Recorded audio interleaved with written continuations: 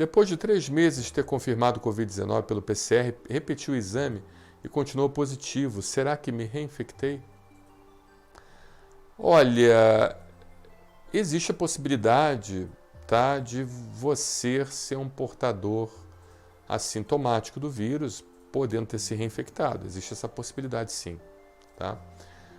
Porque os vírus estão sofrendo mutações e essas mutações fazem com que o paciente possa se reinfectar. Existe essa possibilidade, sim, mas também existe a possibilidade de você ter refeito o exame e, consequentemente, no que refez esse exame,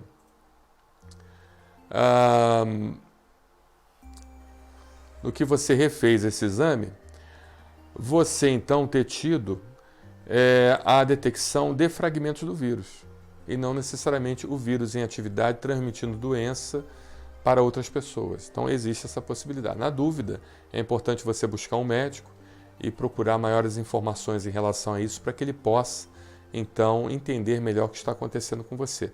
As coisas são um pouco confusas mesmo, sabe? É um pouco confuso, é extremamente confuso, porque muitas notícias novas estão surgindo. Hoje, recentemente, houve, por isso que a gente acaba se confundindo um pouco na hora de fazer a explanação, mas hoje teve uma notícia nas primeiras páginas dos jornais, também publicadas em revistas científicas, que o paciente que pegou o Covid-19, existe a chance dele ser um portador assintomático e continuar transmitindo a doença. Olha que coisa, né? Então, assim, é algo que a gente fica com o pé atrás com essa doença, né?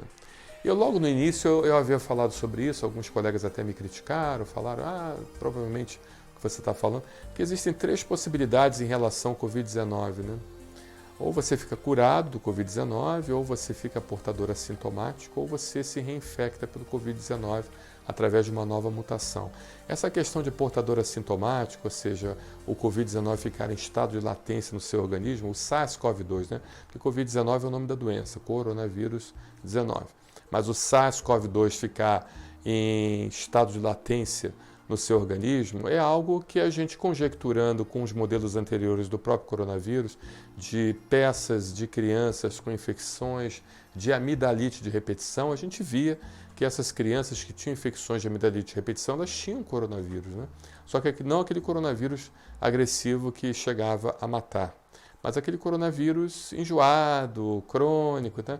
Então, assim, nada impedia desse coronavírus de hoje, o SARS-CoV-2 de hoje, ele também permanecer em estado de latência. E parece que as coisas estão evoluindo para isso.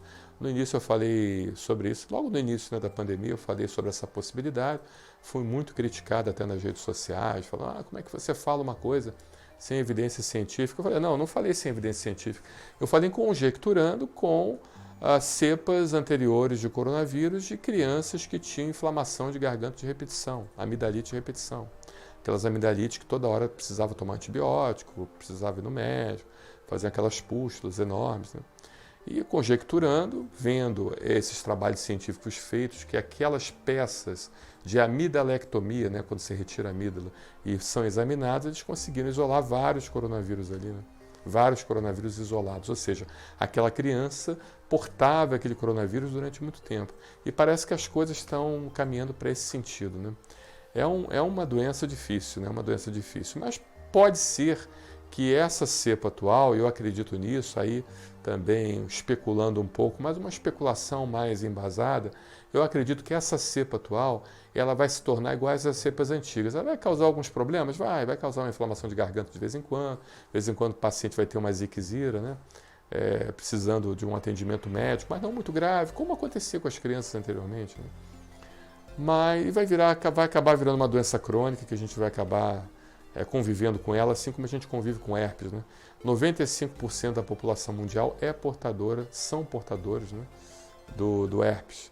Então, consequentemente, vai ser um vírus que a gente vai conseguir entrar em equilíbrio com ele, né? E, eventualmente, você tem crises de herpes, tem pacientes que morrem de herpes generalizado, sistêmico, tem pacientes imunodeficientes, né?